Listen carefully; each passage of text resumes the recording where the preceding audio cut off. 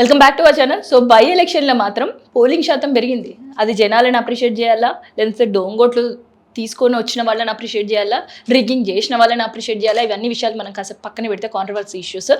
మొత్తానికి అయితే జనరల్ ఎలక్షన్స్తో పోలిస్తే, గతంలో పీజీఆర్ గారు చనిపోయినప్పుడు చేసిన బై ఎలక్షన్స్తో పోలిస్తే ఈ బై ఎలక్షన్స్లో మాత్రం ఓటింగ్ శాతం పెరిగింది. దగ్గర 50 వరకు రీచ్ అయింది. 50% వరకు కాలేదనుకోండి, అట్లీస్ట్ 48% అనేదైనా ఒక మంచి సింబల్. ఇక ఆ రోజు జరిగిన ఘర్షణల గురించి, గొడవల గురించి, ధర్నాల గురించి, దాంతోపాటు అరెస్ట్ల గురించి ఇక అందరు కూడా తెలిసిందే. సేమ్ సీన్ మళ్ళీ రిజల్ట్స్ రోజు కూడా ఉండే అవకాశం ఉంటుంది.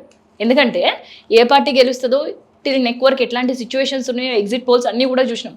సో ఎగ్జిట్ పోల్స్ అన్నీ కూడా కాంగ్రెస్ వైపే చూపిస్తున్నాయి. So in case Congress win అయితే బీఆర్ఎస్ కామ్గా ఉంటుందా, పోనీ బీఆర్ఎస్ విన్ అయితే కాంగ్రెస్ కామ్గా ఉంటుందా? ఎవరు కూడా ఉండని పరిస్థితి. ఎందుకంటే టిల్ నెక్ వరకు ఈ ఫైట్ అంతా జరుగుతుంది. సో అందుకనే రేపు results day. So result day కోసం కూడా ఈ నియోజకవర్గం అంతా కూడా వైన్ షాప్స్ బంద్. రేపు రిజల్ట్స్ డిక్లేర్ అయ్యి రేపు సాయంత్రం వరకు వైన్ షాప్స్, రేపు ఉదయం నుంచి సాయంత్రం వరకు వైన్ షాప్స్ అన్నీ బంద్, స్కూల్స్ అన్నీ బంద్. అండ్ అక్కడ ఉండే కౌంటింగ్ నియర్లో ఉండే వ్యాపార సముదాయాలన్నీ కూడా బంద్ ప్రకటించడం జరిగింది. అండ్ ఎక్కడైతే ఈవీఎంస్ పెట్టారో దానికి సంబంధించి 3 అంచెల భద్రత, కంటిన్యూ సీసీ కెమెరాల నిఘా కూడా ఉండబోతుంది. సో నేను ఈ వార్త చెప్పిన తర్వాత ఈ మాట నేను అంటుంటే, సో ఎలక్షన్ కమిషన్ చాలా మంచి ఏర్పాట్లు చేసింది, ఇప్పుడు ఈ 3 అంచెల భద్రత ఏర్పాటు చేసిందా అనే డౌట్ మీకు రావచ్చు. కానీ తప్పదు కాబట్టి అందరూ 402 బూత్ల పరిస్థితి ఒకలాగా ఉంటే, ఇప్పుడు ఈవీఎంలు అన్నీ కూడా విజయభాస్కర్ రెడ్డి స్టేడియంలో ఉన్నాయి కాబట్టి అక్కడ నిఘా ఏర్పడడం కొంచెం ఈజీ. సో పోలీస్ బందోబస్తు మొత్తం అక్కడే డిప్లాయ్ చేశారు, సీసీ కెమెరాస్ మొత్తం అక్కడే డిప్లాయ్ చేశారు. సో వాటి అన్నీ కూడా కమిషనర్ ఆఫీస్కి లింకప్ చేశారు. అండ్ పార్టీ ఆఫీసెస్కి కూడా ఎప్పుడు ఎవరికి ఏ డౌట్ వచ్చినా కమిషనర్ ఆఫీస్కి వెళ్ళి నిఘా చూసే అవకాశం ఉంది. సో అందుకనే 3 అంచెల భద్రత ఏర్పాటు చేశారు.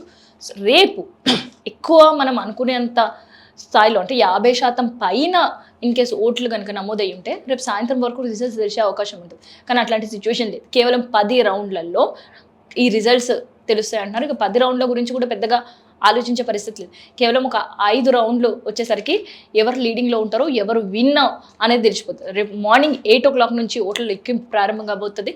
ఇక ఓట్ల లెక్కింపు కోసం 42 టేబుల్స్ అనేవి ఏర్పాటు చేశారు. 10 రౌండ్లలో మేము లెక్క తేలుస్తాం అని కూడా చెప్తున్నారు. సో ఇందులో బ్యాలెట్ పేపర్స్కి సంబంధించి 103 మంది కూడా పాల్గొన్న సిచ్యువేషన్స్ అయితే కనిపిస్తుంది.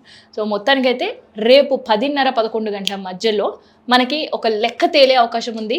సో ఎవరు లీడింగ్లో ఉన్నారు, ఎవరు విన్ అవుతారు, ఎగ్జిట్ పోల్స్ ఎంతవరకు ఎటువంటి రాజకీయ పార్టీల ప్రలోభాలకి లొంగకుండా, ఎటువంటి పార్టీ వైపు లేకుండా ఎగ్జిట్ పోల్స్ ఎట్లా ఇచ్చినాయి అనేది అంతా కూడా రేపు బట్టబయలయ్యే అవకాశం ఉంటుంది. సో అందుకనే రేపు కూడా అక్కడ ఎటువంటి ఘర్షణ వాతావరణం ఉండకుండా బయట కూడా భారీ బందోబస్తు కూడా ఏర్పాటు చేశారు.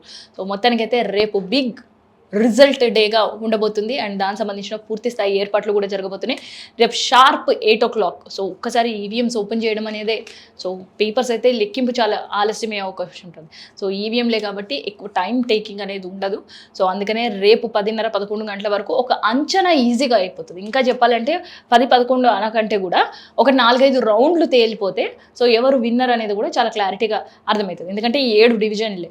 సో పోలైనవి కూడా పెద్ద 2 లక్షల పైన ఏం లేవు. సో 1,81,000 ఓట్లు మాత్రం కాబట్టి లెక్కింపు కూడా చాలా ఈజీ అయ్యే అవకాశం అయితే ఉంటుంది. సో మొత్తానికి ఏర్పాట్లు జరిగినాయి. రేపు 8 గంటల నుంచి ఓట్ల లెక్కింపు ప్రారంభమైతే రేపు సుమారుగా 10 గంటల వరకు కూడా రిజల్ట్స్ తెలిసే అవకాశం కూడా ఉంటుంది.